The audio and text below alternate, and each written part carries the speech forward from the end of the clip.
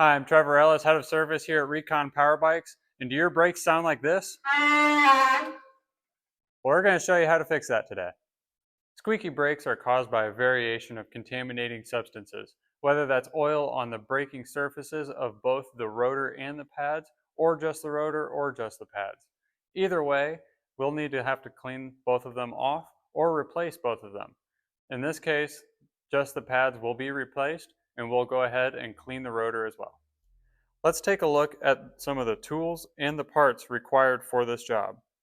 You're going to need a couple pairs of nitrile gloves, isopropyl alcohol, some paper towels, 2 replacement brake pads, T25 Torx wrench, 3mm hex wrench, and a 15mm wrench.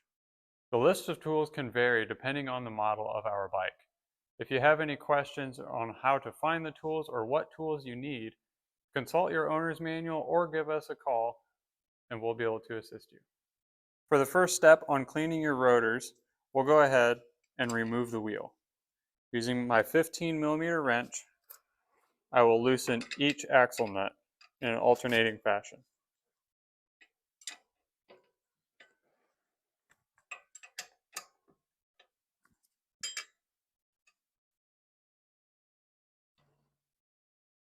Next, lift up underneath the fork and remove the front wheel. Gently set the bike down, and you can move on to the next step. Now that the wheel is off, go ahead and take a look around the edge of the rotor. If there are any slippery or oily surfaces that you can see on the edges of the rotor, that is going to be your cue that there is a contamination that needs to be cleaned off. Let's go ahead and get this rotor off using your T25 Torx wrench. And go ahead and loosen each of these 6 bolts.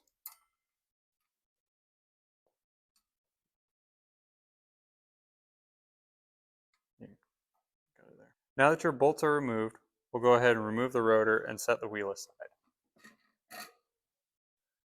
Next, take 70 to 91% alcohol and go ahead and douse the rotor.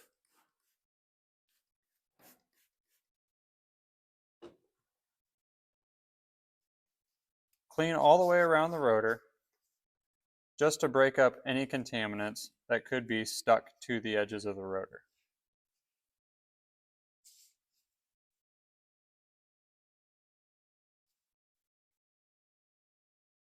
Next, grab your paper towels, pull off a couple sheets. While cleaning the rotor, be sure to hold it in the middle.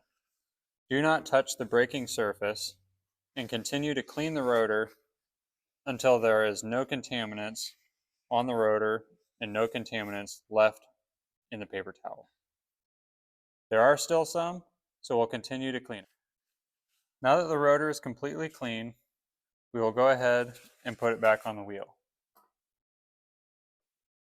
Note that when you're installing the rotor, make sure the lettering is facing out and the arrows on the rotor are spinning in the direction that the wheel spins. Go ahead and reinstall your bolts.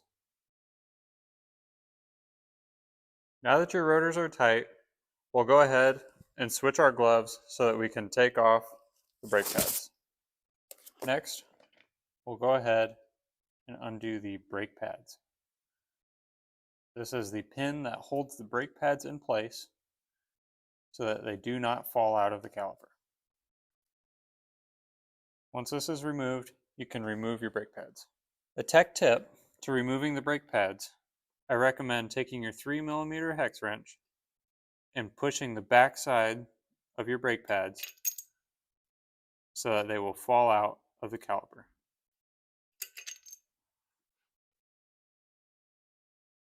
Here are your contaminated pads. They're oily, they're nasty, and they have a bunch of contaminants on them. These cannot be saved. The pad contamination has gone all the way into the pad, far beyond the resurfacing phase. In some cases, if you catch it quick enough, you can resurface the pads. But in most cases, you cannot resurface these pads. If there are any oils on the pad surface, it has worked its way in all the way of the thickness of the pad compound. Here are your new pads. Do not touch them until you have replaced your gloves, because you can contaminate them further and you have to restart this process all over again. Before we install the pads, we're going to go ahead and clean off the caliper. Spray your alcohol inside of the caliper and the outside. And take your paper towel and clean off the outside of the caliper and the inside very thoroughly to make sure that that contamination is no longer in there. If you need Q-tips, use some Q-tips as well. Once your caliper is clean, we'll go ahead and reinstall the brake pads. Now that they're in the caliper, you will take your pin and install it back into the side of the caliper, followed by your 3mm hex wrench to tighten that bolt in place.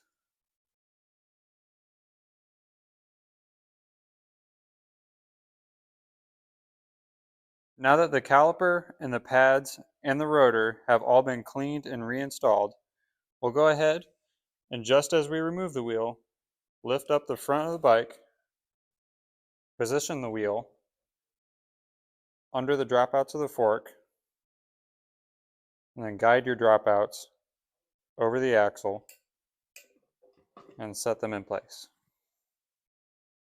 Now that the wheel is in place, we'll go ahead, snug up your axle nuts using your fingers, and then with your 15mm wrench, go ahead and tighten them in an alternating fashion, just as you had removed them.